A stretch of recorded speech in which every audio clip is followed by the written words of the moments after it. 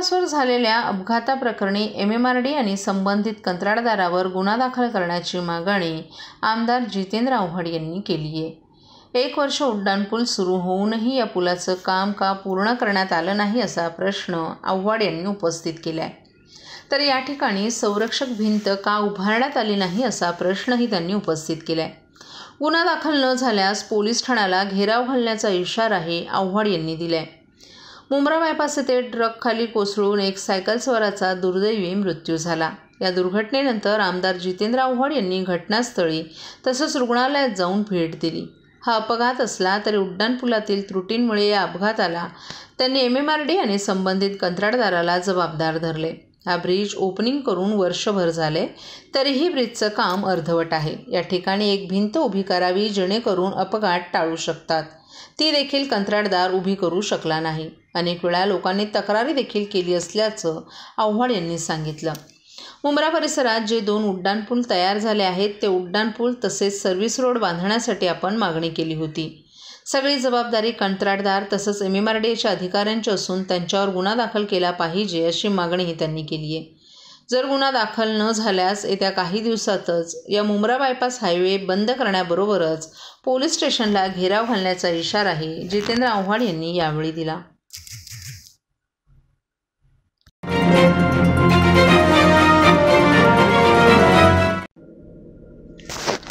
आजच्या धकाधकीच्या जीवनात माणूस ताणतणावात वावरत असून वाढत्या तणावामुळे हायपरटेन्शनसारख्या त्रास अनेकांना जडत आहे.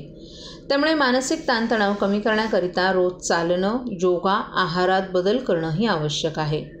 ताणतणावापासून दूर राहण्याकरिता जागतिक हायपरटेन्शन दिनानिमित्त काल कासरगोडोली येथील टायटन मेडिसिटी हॉस्पिटलनं जनजागृतीकरिता वॉकेथॉनचं आयोजन केलं होतं. हायपरटेन्शनचा थेट संबंध हृदयाशी असून आज बहुतांश लोक हृदयाशी निगडीत आजारांनी त्रासलेत. ताणतणाव कमी करण्यासाठी आपल्या दिनचर्येत बदल करणं आवश्यक असून हाच धागा पकडून जागतिक हायपरटेन्शन दिनानिमित्त कासरगोडोली येथील टायटन मेडिसिटी हॉस्पिटलनं जनजागृतीसाठी या वॉकेथॉनचं आयोजन केलं होतं. यावेळी मोठ्या संख्येनं ठाणेकर सहभागी झाले असल्याची माहिती रुग्णालयाचे हृदयरोग तज्ज्ञ डॉक्टर विमलेश पांडे यांनी दिली आहे. या वॉकेथॉनला सकाळी 7 वाजता सुरुवात झाली. यामध्ये हायपरटेन्शनपासून आपण दूर कसं राहू शकतो याबाबत माहिती देण्यात आली. दररोज किमान अर्धा तास चालणं, तेलकट मसालेदार जेवण कमी करणं, योगासन आदी महत्त्वाच्या टिप्सही यावेळी देण्यात आल्या. या वॉकेथॉनमध्ये डॉक्टर सुसर, डॉक्टर सौरभ भावे, अर्जुन सिंग आदीही सहभागी झाले होते.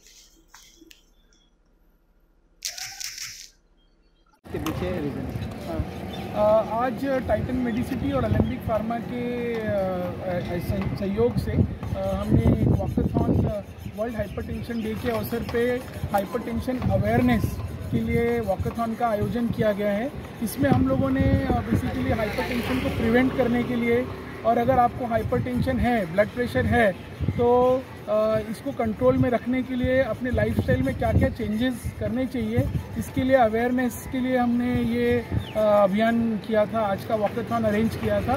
इसमें बेसिकली हमने लोगों को यह अवेयर कराया है कि अगर आपको ब्लड प्रेशर है तो उसको कंट्रोल में रखने के लिए आपका diet, low salt diet, low oily end fatty food avoid करना, डेली एडिक्वेट स्लीप लेना end daily walking for at least 30 minutes a day or exercise is very much necessary for control of your blood pressure. तो इसलिए हमने ये आज आयोजन किया था. Yoga, meditation, adequate sleep, healthy diet, walking and exercise are tips and tricks to control your blood pressure. And अब कोई भी प्रकार का एडिक्शन हो, जैसे स्मोकिंग है, अल्कोहल है, अपने वेट को कंट्रोल में रखना तो वो एडिक्शन को क्विट करना, वेट को कंट्रोल में रखना, एक हेल्दी डाइट लेना and physical activity is the key in control of your blood pressure. That is the message we want to give to this society. That is why we have arranged this walkathon today at Titan Medicity and along with Alembic Pharmaceutical. Thank you.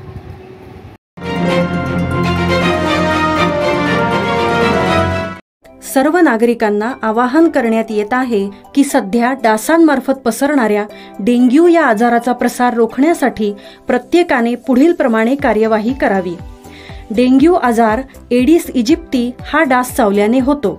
या डासांची पैदास साचलेल्या किंवा साचवलेल्या स्वच्छ पाण्यामध्ये होते. 8 दिवसांपेक्षा जास्त दिवस पाणी उघडे व साचून राहिल्यास त्यात डास अंडी घालतात. अंड्यांच्या अळ्या तयार होऊन पुढे डास तयार होतात. यासाठी आपल्या घरातील पाणी साठे उदाहरणार्थ बॅरल्स, पिंपे, टाक्या, हौद, रांजणे इत्यादी दर आठवड्याला रिकामे करून घासून पुसून कोरडे करून पुन्हा भरावे. 1 दिवस कोरडा दिवस म्हणून पाळावा.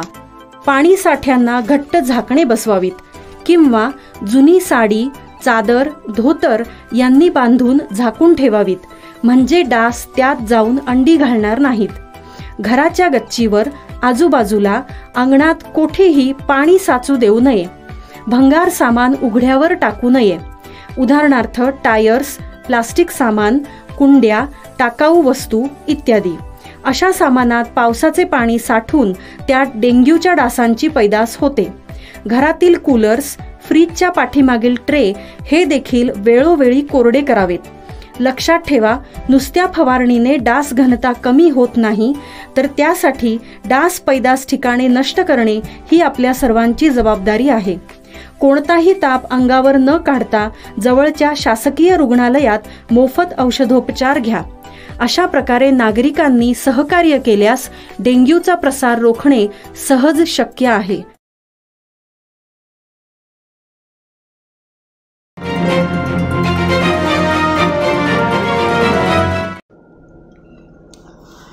ठाण्यातील उच्चभ्रू वस्ती असलेल्या घोडबंदर रोडवरील Rodas enclave Hiranandani estate, GB road, Bayer house जवळ राहणाऱ्या वाजपेयी कुटुंबातील रोहित याचा विवाह UPमधील निमिषा या तरुणीसोबत वाराणसी येथे संपन्न झाला होता.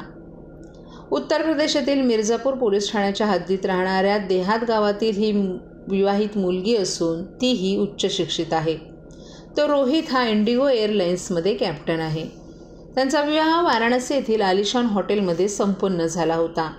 5 स्टार हॉटेलचे 50 रूम याकरिता बुक करण्यात आले होते. या विवाहात तब्बल 7 कोटींचा खर्च केला.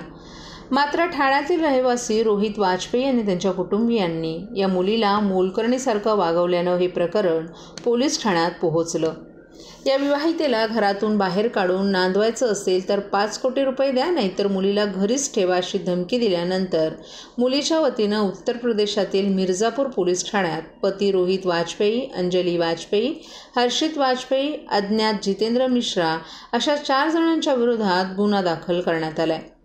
निमिषा हिच्या विवाहात तिच्या कुटुंबियांनी 30 लाखांचा हुंडा, सोन्या चांदीचे दागिने आणि हिऱ्यांचे दागिने असा 1 कोटींचे दागिने दिल्याचं विवाहिता निमिषा हिने मिर्झापूर पोलीस ठाण्यात दाखल तक्रारीत नमूद केले. त्यासोबतच रोहित याला मर्सिडीज कारही देण्यात आली होती. मात्र विवाह झाल्यानंतर या विवाहितेचा छळ सुरू झाला. कुठलीही गोष्ट हवी असल्यास माहेरहून घेऊन ये असं सांगितलं जात होतं. वाजपेयी हे मांसाहारी कुटुंब असून विवाहित ही शाकाहारी आहे. घरात मांसाहारी जेवण असेल तर विवाहितेची शाकाहारी जेवणाची व्यवस्था नसायची. त्यामुळे घरात एखाद्या मोलकरणीप्रमाणे वागवल्यानं खटके उडत होते. त्यानंतर या विवाहितेला अंगावरच्या कपड्यानिशी बाहेर काढून कोट्यावधींचा मुद्देमाल पती रोहित आणि वाजपेयी कुटुंबियांनी ठेवून घेतलाय. तसंच नांदवायचं असल्यास माहेराहून 5 कोटी रुपये घेऊन ये, अन्यथा घटस्फोट देतो, जास्त त्रास दिल्यास गुंडांकरवी ठार मारू अशी धमकी दिल्याचं दाखल गुन्ह्यातील जबाबात नमूद करण्यात आले.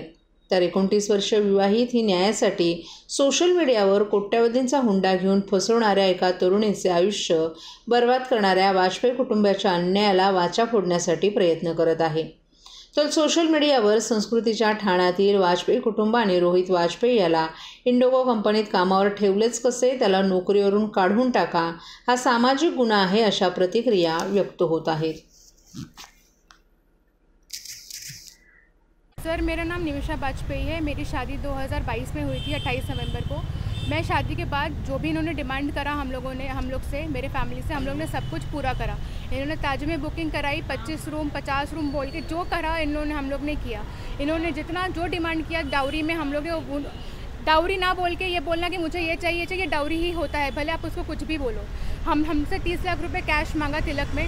जब शादी सब फिक्स हो गई तब अपनी ये डिमांड बढ़ाना चालू कर दिए. 30 लाख कैश इनको चाहिए था, इनको मर्सिडीज़ गाड़ी चाहिए थी और होटल का पूरा हम लोग ने सारा पेमेंट करा, चाहे शादी का हुआ चाहे किसी भी चीज़ का हुआ हम लोग ने पे किया। इन्होंने एक खर्चा नहीं किया है। सारा खर्चा करने के बाद 1 साल भी नहीं हुआ और ये मुझे यहाँ पे आके मेरे साथ झगड़ा करना, मेरी सास मुझे मेंटल टॉर्चर करना चालू कर दी, फाइनेंशियली टॉर्चर करना, मेंटल टॉर्चर करना चालू कर दिया। मुझे आकर 1 साल, जिस दिन मेरा एनिवर्सरी था 10 दिन पहले आकर मुझे मेरे घर छोड़ के गए और कहीं घर का काम सीखो तभी घर भेजना, 6 महीने बाद इसको सिखा के भेजो, ये मेरी सास ने मेरे घर वालों से बोला। और जब मेरे चाचा लोग ने इस पर करा तो मेरे पर गंदा एलिगेशन लगा के डिवोर्स का नोटिस भेज दिया। फिर मेरे जब पंडित जी को फ़ोन करके इन्होंने बोला हम लोग ने केवल डराने के लिए तुम्हारे घर पे नोटिस भेजा था एलिगेशन लगाकर। जब आपको एलिगेशन लगाना है, डराना है, तो वो वहाँ पे वो लड़की सेफ़ कैसे फील करेगी? वहाँ पे ना उसको विश्वास अपने पति पे है, ना अपनी सास पर है, ना वो पैसा देता है, ना वो कुछ भी प्रोवाइड करता है, और वो बिल्कुल कंट्रोल करके रखता है और एकदम नौकर की तरह वहाँ पर ट्रीटमेंट मिलता है मुझे। और इसलिए मैं बहुत चाहती थी मैं अपना रिश्ता बचा लूँ, बहुत कोशिश किया मैंने रिश्ता बचाने की, बट मेरी मदर इन लॉ, मेरे हस्बैंड बिल्कुल कोऑपरेट नहीं किए मेरे साथ और मेरी फैमिली को बुरा भला बोलना, और यहाँ तक कि अब ये आज मैं यहाँ पे डिवोर्स का अपना डेट था, मैं उसके लिए यहाँ पर आई हूँ अपना डिवोर्स का करने के लिए। क्या क्या आपको टॉर्चर करते थे और क्या मांग रहेगी आप मुझसे? अभी मैं अगर कोई सामान नहीं लाई हूँ, मुझे मेरे घर से, अपने घर से इतना पैसा लेके आओ, अपने तुम्हारे घर वालों ने कुछ दिया नहीं है क्या तुमको? मतलब मेरे घर वालों ने 7 करोड़ रुपए खर्चा कर दिया पर मेरे घर वालों ने कुछ दिया नहीं है। कहते तो अपने घर से, मैंने बोला कपड़ा चाहिए तो कहते कपड़ा तुम्हारे घर वालों ने दिया है। मेरे फैमिली को फ़ोन कर देते थे कि अरे तुम लोग ने कुछ दे के नहीं भेजा लड़की को, अभी कपड़ा मांग रही है। खाना नहीं बनवाती थी कभी कभी, मैं वेजिटेरियन हूँ, नॉन वेजिटेरियन खाना बनता था, वेजिटेरियन खाना नहीं बनता था। घर में अगर मैं हूँ अकेले हूँ तो ये भी नहीं कि मेरा हाल चाल पूछे, सिर्फ काम क्या हुआ है, काम नहीं हुआ और अपने कमरे में चली जाती थी। मैं वहाँ नौकरानी की तरह घुट के रह रही थी। मेंटली मेरे पीछे पीछे घूमना, ये मेरे हस्बैंड है। क्या मांग रहेगी आपकी पुलिस प्रशासन से? सर मैंने पुलिस से बोला, पहले मैंने इनसे बोला कि मुझे इंसाफ चाहिए, मैं अपना नई शादी तोड़ना चाहती हूँ। मैंने बहुत कुछ झेला है, लेकिन मेरे लिए, मैं स्मॉल टाउन से बिलोंग करती हूँ और मेरे लिए शादी बहुत मायने रखती है। बट इनके लिए शादी जैसे एक गेम होता है, एक लड़की से शादी करो, पैसा लूटो, जितना पैसा करोड़ों में लूट सको, और लड़की जब नहीं पसंद आई तो छोड़ के घर पे चले जाओ। फिर ये दूसरी शादी करेंगे, फिर ये ऐसा सेम चीज़ करेंगे, दूसरी लड़की को फंसाएंगे, दूसरी लड़की से शादी करेंगे, डाउरी करेंगे, नई लड़की पसंद आई बोलेंगे नई लड़की पसंद है, छोड़ के चले जाएंगे। पता नहीं कितनी लड़कियों के साथ ये ऐसे गलत करेंगे। ये इंडिगो में पायलट है रोहित बाजपेयी।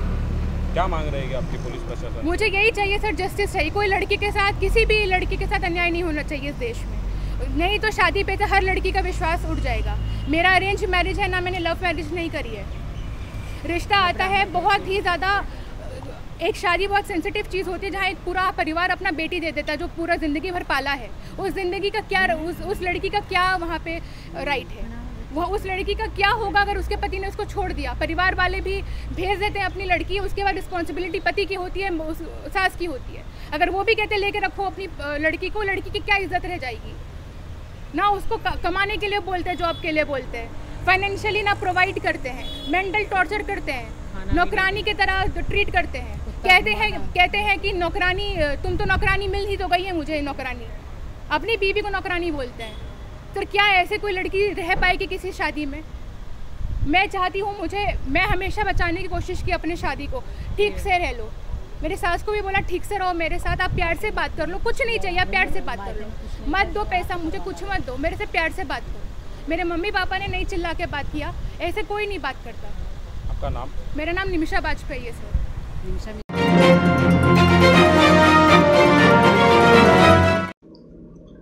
इयत्ता 12वीच्या निकालानंतर यावर्षीचा इयत्ता 10वीचा निकाल आज जाहीर झालाय। ठाणे जिल्ह्याचा निकाल 95.56% इतका लागलाय।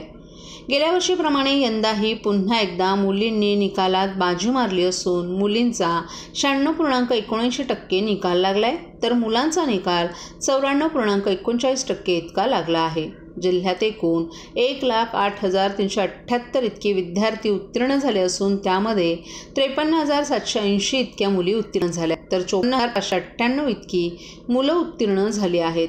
आज दुपारी 1 वाजता ऑनलाईन निकाल जाहीर झाला, त्यामुळे इंटरनेटवर सर्वांनीच आपला निकाल पाहिला। हा निकाल पाहण्यासाठी सायबर कॅफे, घरी, मोबाईल आणि संगणकावर विद्यार्थ्यांनी आपला निकाल पाहण्याचा आधार घेतला आणि उत्तीर्ण झालेल्या विद्यार्थ्यांनी एकच जल्लोष केला। जिल्ह्यातील एकूण 1,13,403 विद्यार्थी परीक्षेला बसले होते. यामधून 57,841 मुलं आणि 55,562 मुलींनी ही परीक्षा दिली होती.